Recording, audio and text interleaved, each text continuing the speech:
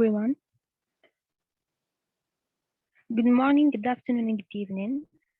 On behalf of SPE Student Chapter Boomer Test, I'd like to welcome all of you to the first session of Python's training.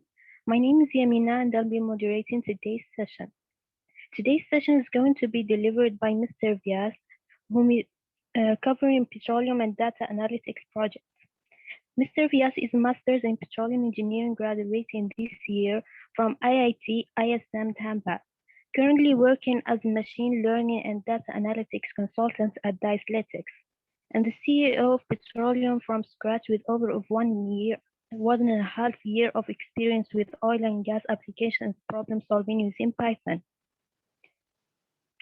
Mr. Vyas works on numerous full-scale to mini-scale projects ranging from core reservoir engineering concepts to drilling engineering concepts to oil production engineering and numerical simulation using Python and its packages. Mr. Vyas actively maintains a GitHub repository for oil and gas data analytics and machine learning and deep learning to help and mentor the community with whatever he learns. So before turning the mic to Mr. Vyas, I'd like to remind you to keep your mics muted. And if you have any questions, write them in the chat box. So Mr. Vyas, the mic is yours. Thanks a lot. Thank you everyone for making it to the fourth lecture. We've gone a long way from not knowing Python sorry, I clicked on something. Okay. From not knowing Python to basically knowing a good deal about Python. Now we know a good deal about oil and gas and projects using Python. We know a good deal about NumPy, pandas, and how to visualize various scenarios. We have seen how to visualize a rel pump plot. We have seen how to visualize a fractional flow plot, and we now have basically we have concluded on the fact that Python can be a great tool, be it whatever source of oil and gas industry or other industry is concerned, right? So the sessions before this session were pretty theoretical, I would say, though they were very hands-on. But in this practical aspect also, we were still learning things. We were still looking at and getting introduced to what Python can do. Yes, it can do a lot more, but it's good enough what we have come far and what we have known by now. And today's session will be a great session. My personal favorite session is sessions where I discuss projects. So today we will look at two very elaborate projects. One will be well test analysis, and the second one will be decline curve analysis. And these are the most important projects in oil and gas industry, and very important in this session. Why? Because these are the sessions, these are the projects which are very closely related to data. Okay, so you will see how with simple data we are coming to conclusions as good as we will do today. Okay, and that's why I say that as a petroleum engineer, even when you don't know Python and you're reading tools and you're reading concepts, you are already a data analyst because you are always talking in terms of data. Well testing analysis was developed by mathematicians, and they were always making out strategies to do conclusions that would be useful for reservoir engineering. But it was totally dependent on data, right? So that's why, like, not only just well test analysis, be it any sort of domain, be it drilling engineering, a lot of drilling engine, for example, D exponent, drilling exponent, right? Reliability exponent. That comes from, pretty much people have looked at various sorts of relationships from the data and they have come across such relationship. So ROP, weight on bit, stuff like that, you are combining a lot of inputs to form a correlation, which is again a result of data analysis. Material balance is a result of data analysis because you have to do various straight line plots to calculate various things. The slope will give you something, the intercept will give you something, stuff like that. So if you go to my GitHub repository, I have uploaded material balance as well, but I don't think there will be much time after we discuss these two projects in an elaborate fashion. If you have no idea about the basic concepts of these topics, don't have to worry about it. I will give you a fair amount of layman level introduction. So let's get going. I'll share my screen. Let me know once you see the screen. Yeah, I'm sharing now. I hadn't shared by now. I'll share now. Yep. Can you see my screen? Can someone? Yeah, it's obvious. Do you see Petroleum Data Analytics, this notebook? Yeah.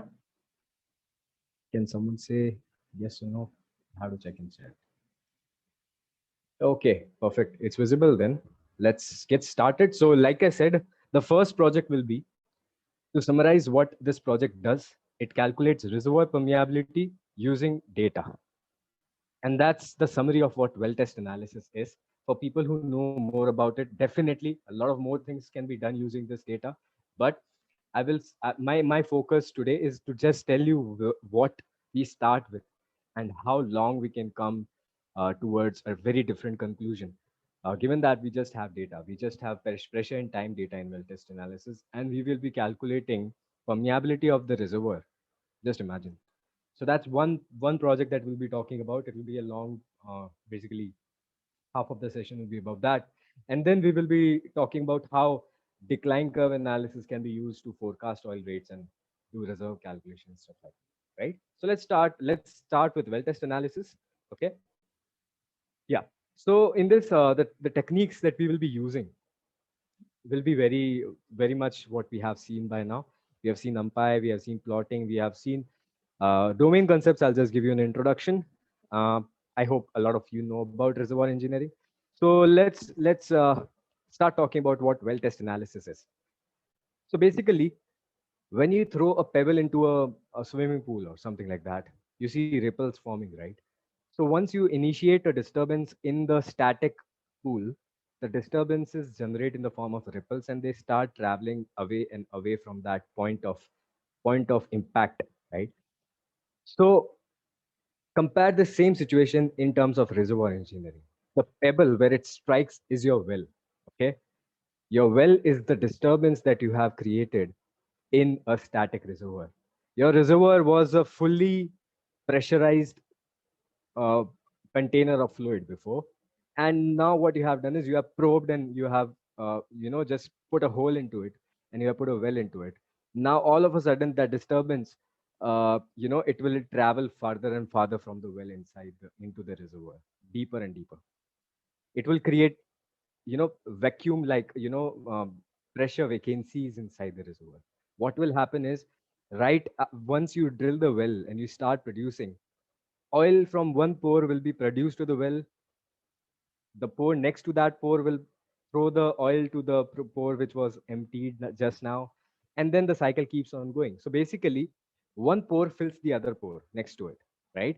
And then by the time, after some time, what you will see is initially very neighboring pores will be empty, but later, as you keep on producing, as you keep on spending more and more time, the vacancy or the effect of this pressure variation, it reaches the boundary of the well, boundary of the reservoir, not the well.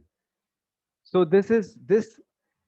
if a reservoir engineer has to understand this scenario, which is actually happening because of the physics, how can we understand? Because we are not in the reservoir, right? If we were in the pore scale, we could have seen, okay, one by one pores are getting empty. That's why the disturbance is created.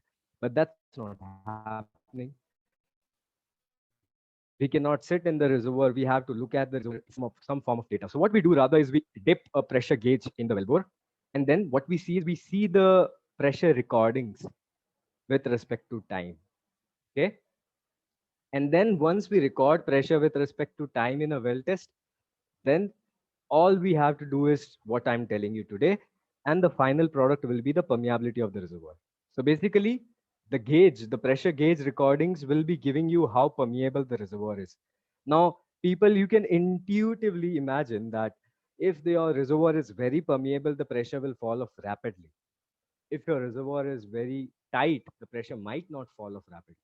So that's why we can fairly assume that the rate of fall of pressure, or if it's a build-up test, the rate of increment of pressure, or the quickness or the rapidity in which the reservoir responds to a disturbance, that's called well test analysis. Because The result of that analysis can be related to how permeable the reservoir is. I'll give you one more example, and then we will just get to the coding part of things, right? Suppose you have a metallic slab, okay? It's a metallic iron slab. And in the middle of that slab, suppose you note down the initial temperature of that slab, okay? It might be the room temperature. Now that is similar to the initial reservoir pressure. Your metallic slab is like the reservoir, okay? And temperature will be acting like a pressure, okay? Now what you do is you light a candle in the center of the, the slab, and you see what you see at 10 seconds of at the first second, the only heated portion in the slab is where you have lit the candle.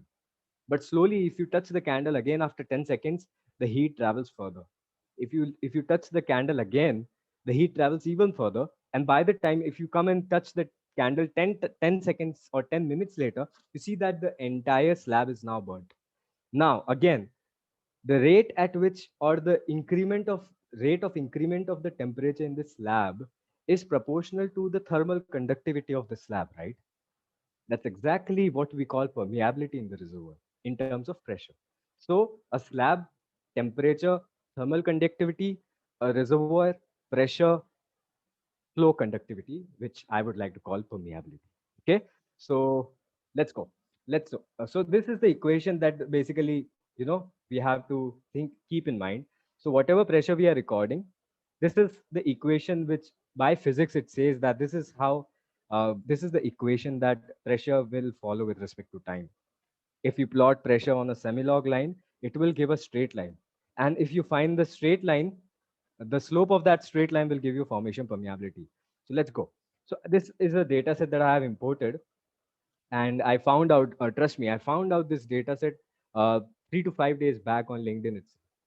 Someone had shared a very nice analysis he had done in Microsoft Excel.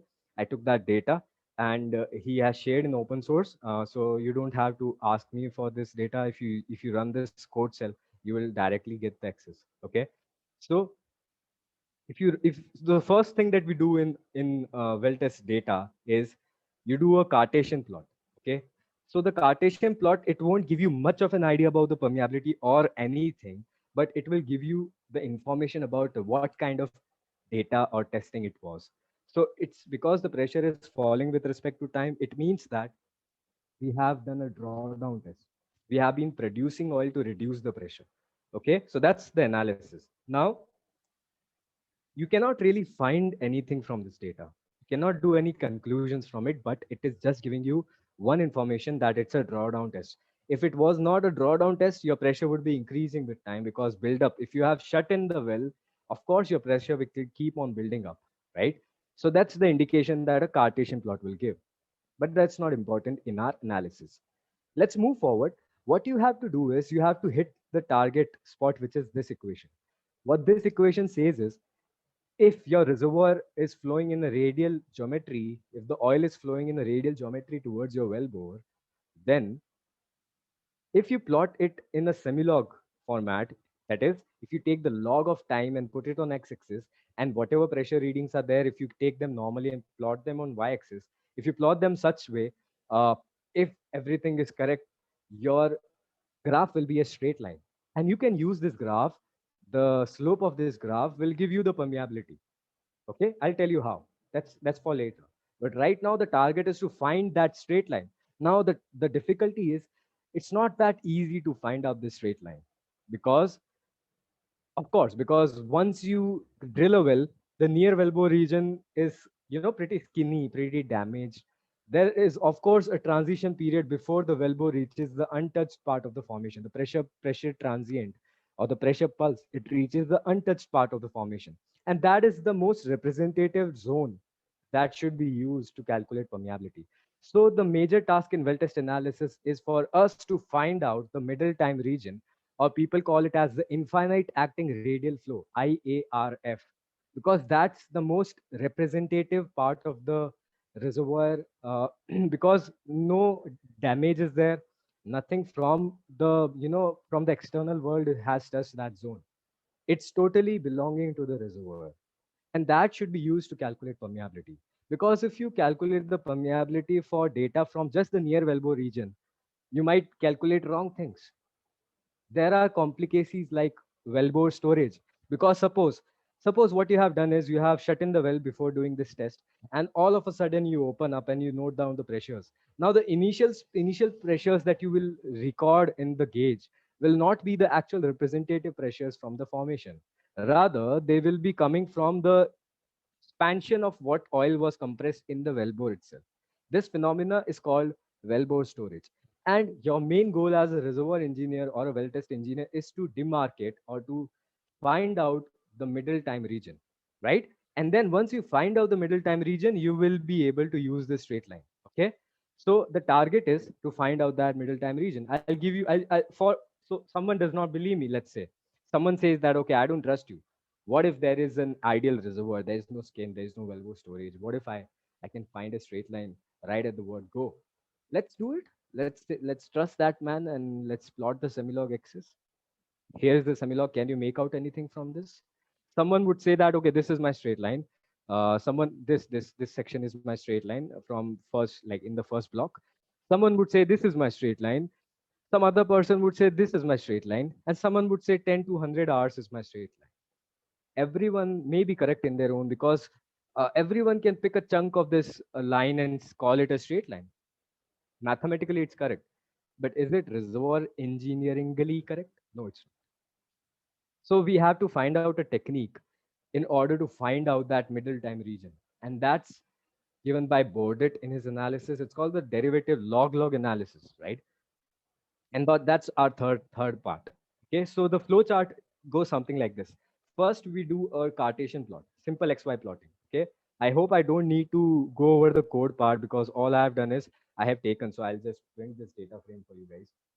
This data frame looks something like this. Okay, I have to run it again because it shows previous results. Let's start from zero. So this is how we start with. This is the data that we start with. You can see just time in pressure. So first thing is I take the x-axis as time on normal scale. I take the y-axis as pressure on normal scale, and I plot them. And these are, plt.style, plt.figure to change the figure size and style. And this is the main thing, plt.plot x comma y. X is my df time, y is my df pressure. This you can refer back to the pandas lecture that we talked, how to take various columns as, x-axis and y-axis. And this is my line width. If I want my line to be thick and visible, I put the line width as 3. And this is my X label. This is my Y label. All right. And this is my title. So you see a pretty customized plot I have created. So let's run it again. Okay. Okay, brilliant. So this is the plot that I have generated. Now, next up, we have done semilog analysis, and we have concluded that semilog analysis does not help much. Just new thing in this case is, if in case you want to use matplotlib to do a semilog plot, it changes from plt.plot to plt.semilog. Now, there are two different things here. Someone would like to take explicitly the log of time axis and use plt.plot. That's also correct. But if you want to plot, like change the scale of your axis, that's how you do it, so that's high school math. So plt.semilog x, df time and df pressure. You can see my x-axis has now changed to a semilog. It's log, and this is because it's Cartesian. We call it a semilog plot.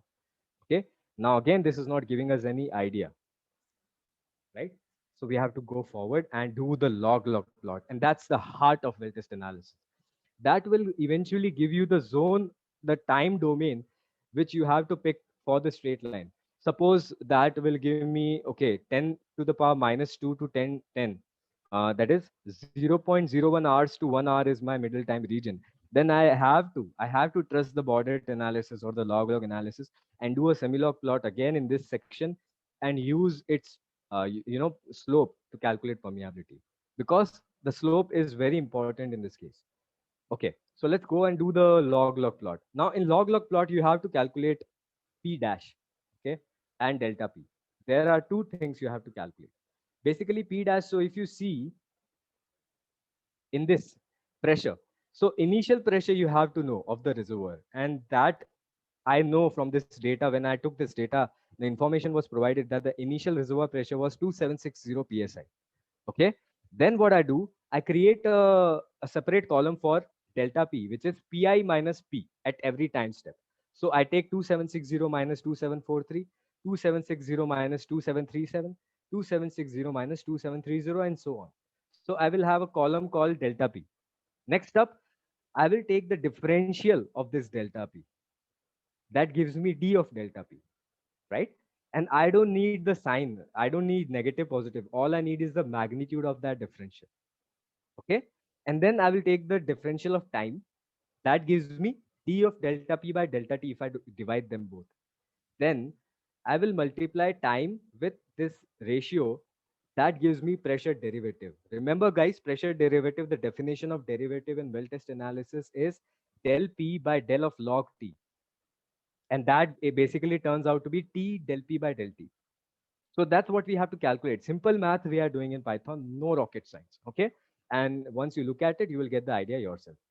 Okay. So these are the columns that we are creating. So this is D of delta P I'm creating. You can see I have put NP dot absolute in order to focus just on the magnitude and not the sign, because signs, if in case something goes into negative, log plot would not allow that because log scales don't work on negatives, right?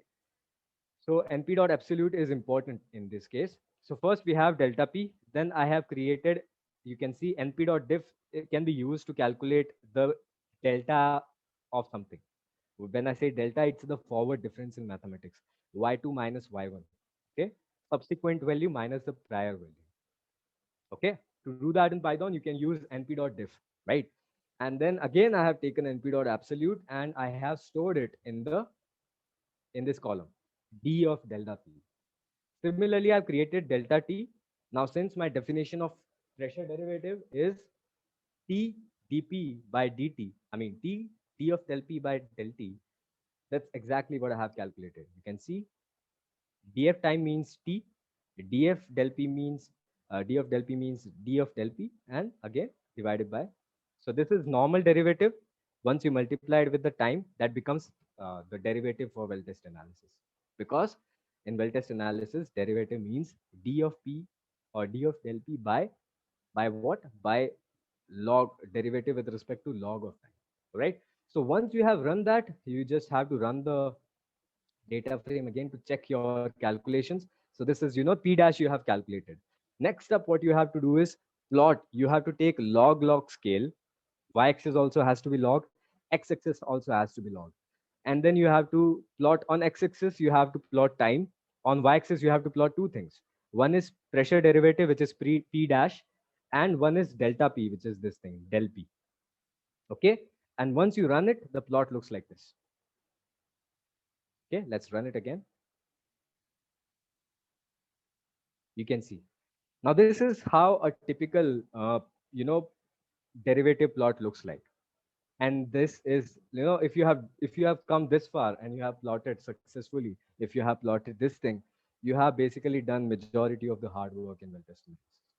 Now all you have to do is find out the green zone, what I have colored already for you guys. In order to do that in Python, you have to use this command, plt.axis axv span, which means vertical span from left to right. From my analysis, I can definitely see that the derivative, that is p dash, on log scale, it becomes horizontal. It becomes a plateau. It becomes stabilized in time from 10 to the power 0 to 10 to the power 2, which means from 1 hour to 100 hour times domain. I can definitely say that the pressure derivative has stabilized. And that is very important because that tells me the green color time domain is basically my middle time region that I was talking about. You remember, right? I told you that finding this middle time region is paramount because this tells you the time domain where you have to do the semilog plot and the slope you have to use from that, right? So you have done it. You have found out that the minimum time.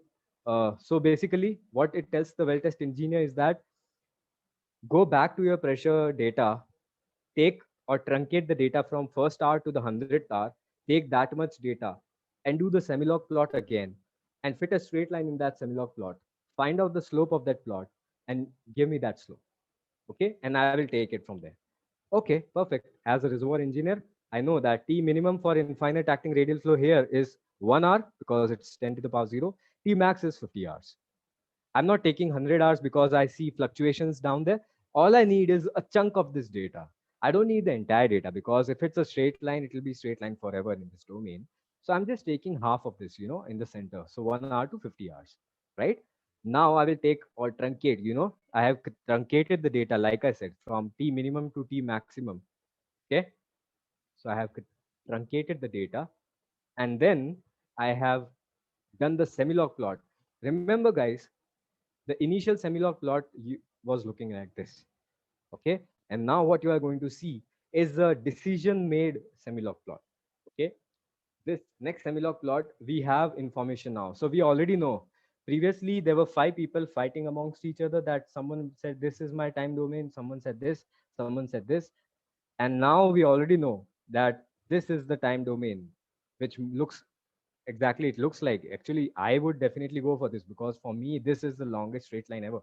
But now we have some confidence in our backyard that the Bordet analysis gives me that this is my straight line, or my log analysis. Okay. And then we will plot this thing again, and you will see, plotting that same thing and plotting the straight line we have picked, it tells me that this is my time domain for the log straight line, semi-log straight line. Okay. And finally, once you have picked up this data, the section of this data which is capable to give me the correct permeability, all you have to do is, uh, we are just checking again. You can see, if I just take this much data and plot it on sns.regplot, I have told you about regression plots from the previous lecture. It gives me a dead straight line, very straight. All I need to do now is find out the slope of this. Okay. Now, what I have to do is, I have to basically find out, okay, maybe something I have done wrong. I have to, no, I've not done anything. I have taken the log initially. So basically, it gives me the slope of the straight line as minus 17.78. Now, I have found out the slope of the straight line. One final thing, all I need to do now is equate the slope with this thing. In well-test analysis, the slope of semilog straight line is equal to 162.6 q mu b by kh. The q is the flow rate, mu is the viscosity, b is the formation volume factor, k is permeability, h is my thickness. All this information you already know from your well. You have now also found out m. All you need to know is k. Your entire target was to find out k.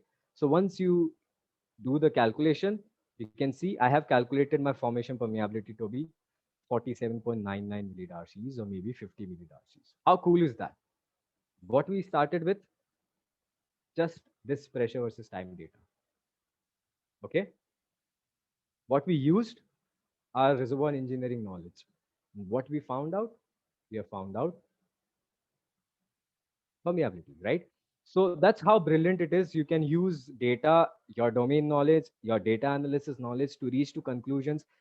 If you did this by hand, just imagine how long it would have taken. Just because now you know a tool, you can prepare a whole report on it as a full end-to-end project. You can do anything. Like, you can boast about the fact that you have done this, right? Because it's very, like, it's, some people call it complex, this thing. But if you know Python, to do this hands-on while you are reading it, it becomes very easy to do. Okay. So that completes first project of ours for this evening, because it's evening in my side of the world. Let's move on to the next project, which is decline curve analysis. Now, again, we have taken in data. Now, in decline curve analysis, the data that you need is basically flow rate versus time data. Okay. Because when you are producing from a reservoir, of course, as the pressure falls, the the pressure falls, the flow rates will also fall, right? The reservoir pressure declines, the flow rates that you are producing with, they will also decline with respect to time. Physics from the reservoir, it tells you that the decline will follow a smooth trend. It can follow an exponential decline, it can follow a harmonic decline, it can follow a, it can follow a hyperbolic decline. These are the most popular techniques. They're called ARPS decline curve analysis techniques. Okay.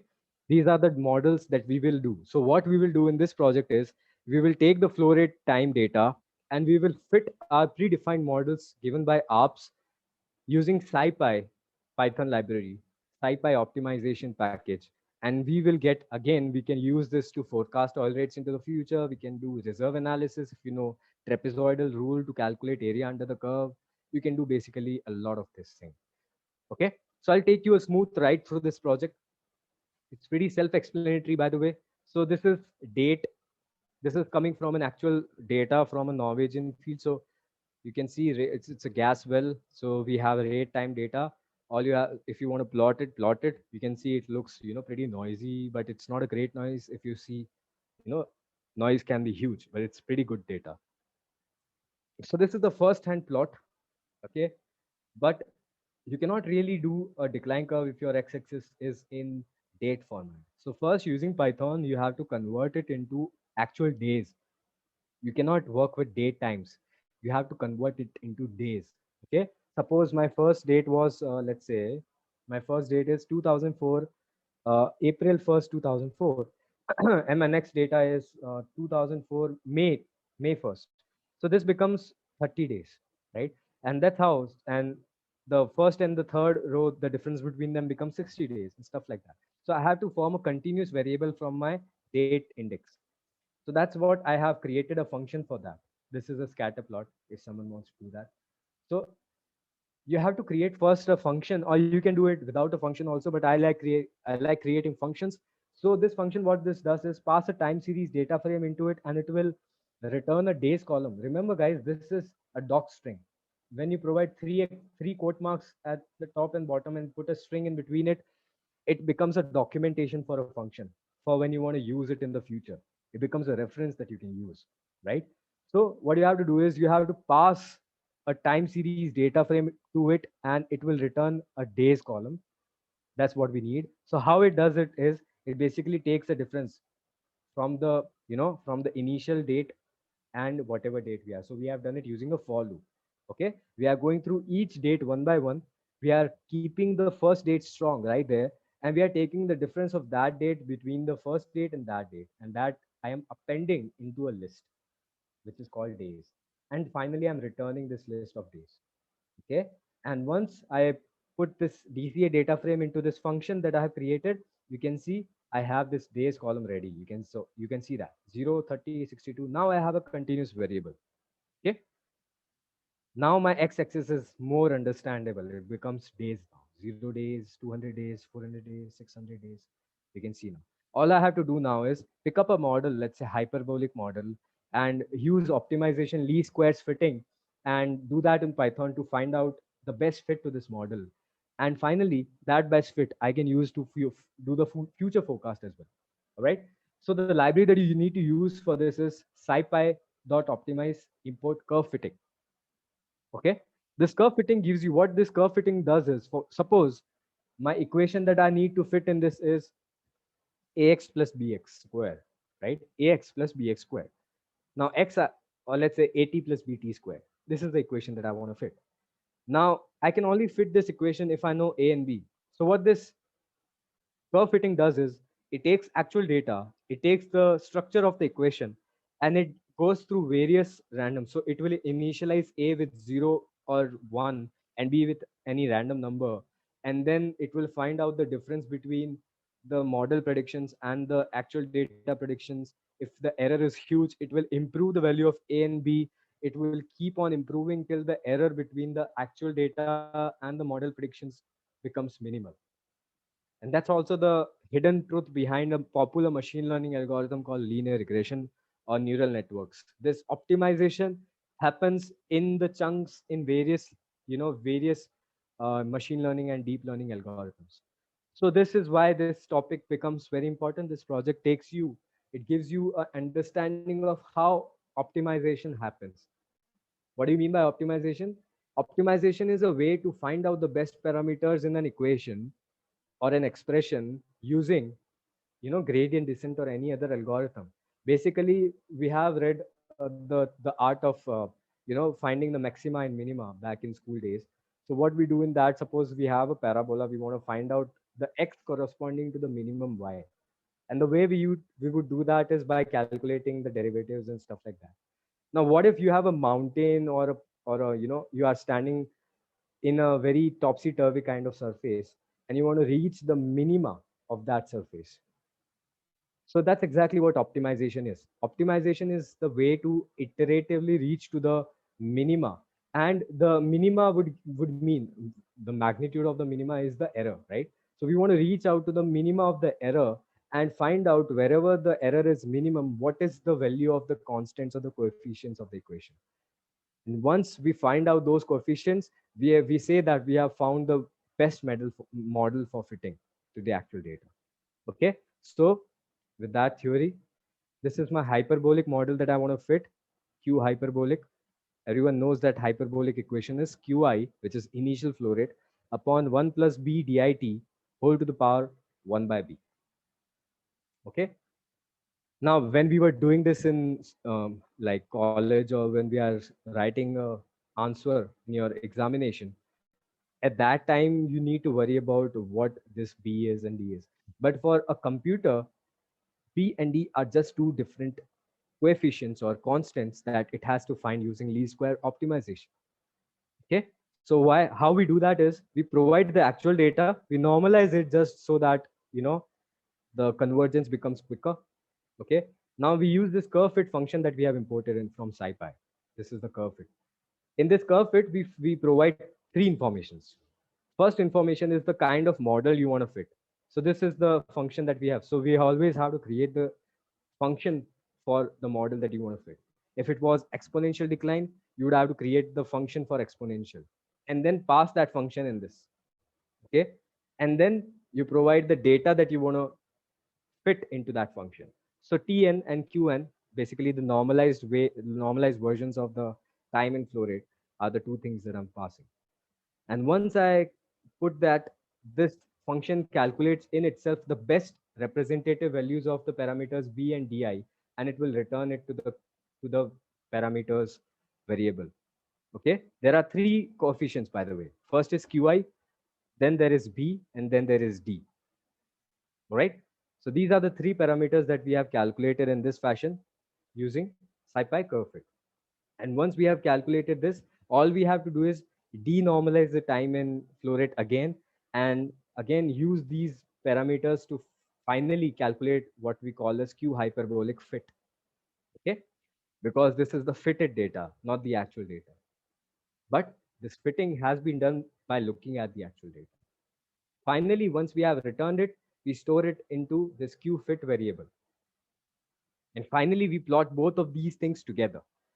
On the x-axis, we plot the time. On the y-axis, we plot the flow rates, actual data. Also on the y-axis, we plot the flow rates, model predictions data. And we see how it looks like. Okay, visual comparison. And there you go. Okay, so you can see the brown line is basically, all I've done is basically simple plotting. You already know plotting by now. T by Q is giving you the green dots because T by Q is the actual data. T by Q fit is the model data. Okay. So finally, now you can see the model is pretty good. SciPy, which is Scientific Library of Python, has done pretty good job in optimized curve fitting. You know, if you want to do it in Microsoft Excel, you have to do it. You know, it's I have seen people do it, and it's possible, but it's not too friendly. Okay, so if you want to do it in Python, all you have now, I can use the same structure for any sort of data. I don't have to worry about. I can just run it and import data, and runs for every sort of data there is. Okay, so it looks pretty good. If someone wants me to quantify the error, for the quantification of error rather than just looking at the visuals, I can do that as well. I can do what do you call the mean squared error or the root mean squared error. Okay, and to do that, you can use sklearn from sklearn dot metrics import MSC mean squared error, mean squared. You can see a lot of error metrics are there in this mean squared error as MSC. Okay, and I can use this mean squared error to calculate how much far away the model predictions are from my actual data. I can also have a look myself. Q I know. You can see Q is this, and in the next code cell I will run Q underscore fit. and you can see it's doing pretty fine. Of course, at the last ends, it's underestimating the flow rates, as is evident from this data. But you can see around this, it's 16835. This is 16589, pretty close. I understand that this is not a great model like this with the advent of machine learning techniques and all. This is a very simplistic model, but it is very good because it is based on the reservoir physics. A reservoir physics, now all of these data are not representative of the reservoir. Basically, they might be coming because of sensor fluctuations, various operational constraints. There might have been change in operational conditions and all. So that basically fails ARP's decline curve analysis as well. But ARPS has already, the scientist had already told people that, hey, if you want to, want my model to work perfectly fine, make sure you always maintain the same conditions throughout the life of the well. Now that some people can call it a drawback, some people can call it, hey, why are the operational conditions varying? Can you not just keep things constant for a while for ARPS model to fit? It depends on the perspective you want to see. But basically, even this technique, which is years old, it's still valid. And in fact, we can still do projects out of it. That becomes a good resume project as well. Now, since we have found out the best model, we can extend this, this line keeps on extending, and we can extend to the time that the model has never seen. And that's what we call production forecasting. And at any time, suppose I'm standing at 400 day, the definition of reserves is the area under the curve. Okay. So suppose this is where I'm standing, let's say 980 days or something at 1000 day. This is present. This is today's date, suppose. And I do a forecast of this. I do a forecast into the future. All I have to do now, someone asked me how much reserve is there.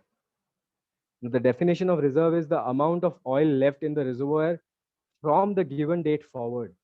That means I don't have to look at what was there in the back. I have to look at what is coming ahead of me.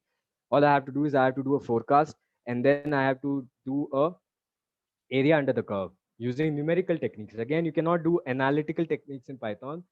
This is more like a homework assignment you can take. You can do trapezoidal rule. I'll write it there for you. Reserves calculation. You can use numerical integration, and the easiest in numerical integration,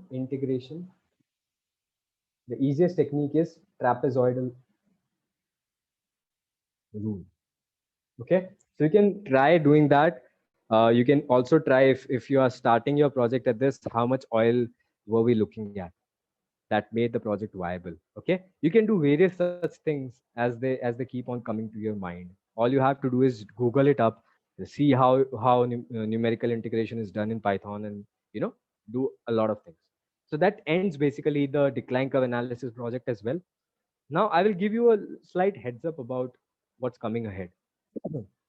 In this technique, this is based on physics. We must know that we must know the equation prior to the project, right? What if we did not know what hyperbolic equation looks like? Because the SciPy curve fit needs the equation, right? But how about the case where we did not know the equation? Now, in that case, the whole project fails. So we need the information of the equation or the information from the physics. Otherwise, we cannot do anything. Now, that is the difference between a data-driven project and a physics-based project. Of course, we did it in Python. Just because we did visualizations, calculations, curve fit optimization, it becomes a typical data analysis kind of physics-based project, but it's not actually a data-driven project, because in data-driven approaches, we normally start with only data. We don't take any assumptions, we don't take any equations, we don't consider physics at all. We do not tell machine what it has to learn. Right now, it's in a way we are cheating with the machine. It's not called machine learning for a reason, because we are telling, hey machine, look, this is a pretty beautiful kind of equation which is called q hyperbolic. Take this data and can you please fit this data into this equation for me? Now all the machine is doing is it's like a robotic job that we have asked it to do.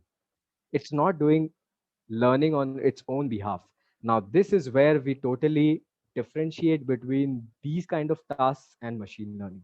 What if I did not know this q hyperbolic? All I knew was t and q, and I had some kind of magical technique which would help me figure out a way to fit similar or even better models in this data, figure out a way to fit a better brown line which fits better in this data and gives me better forecast for the future, and having to provide nothing to the computer from my end, just data. That's called what? That's called machine learning. And that's our topic for the coming lectures. And that's what will make you, you know, pretty apt with the pretty, fast pace with what's going on in the industry. It's famous for a reason, because why do we have to depend on these physical formulae which were developed in God knows when, with no disrespect, but why cannot we, if we have millions of production rate data, why cannot we trust the data and ask the computer to understand from the data itself?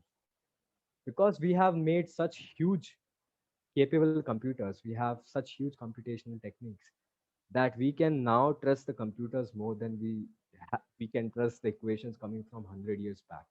Okay, so that prepares you for what's coming ahead in the next lecture. We'll talk about machine learning, and we'll talk about data driven approaches, where we will normally start with only data, and I will give you a proof, a field, not a field but a use case, where I will tell you that why can we trust this machine learning technique, why can we trust it to understand physics. I will give you a very nice case study which proves us that machines can understand physics even if we tell them nothing but just the data.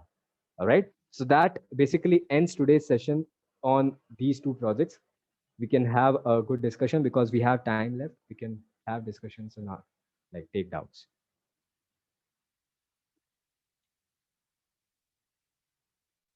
Do we have doubts? I don't think. Okay. Attendance sheet. Yeah. So there's no doubt, I guess.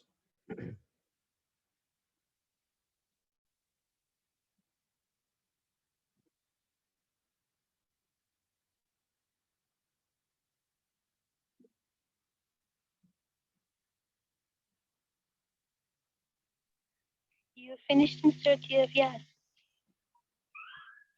I'm done with the session. If there's any Okay, doubt, we thank can. you. That was a great session. Thank you for the rich information. I can see any questions on the chat box. Yeah. So if anyone, if you have questions, please drop them in the chat box. Chat box. Yes. I can wait for 10. You can wait for questions to come up.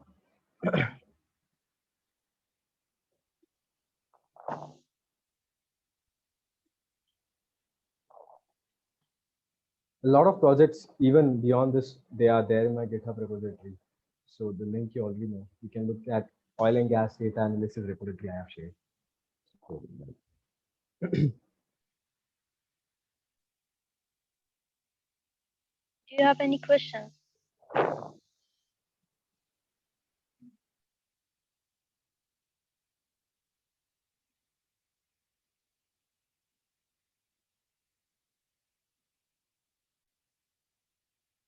it does not have to be with respect to the topic. You can ask me anything if you are struggling with a session or struggling with a topic, anything. I can try my best to answer that.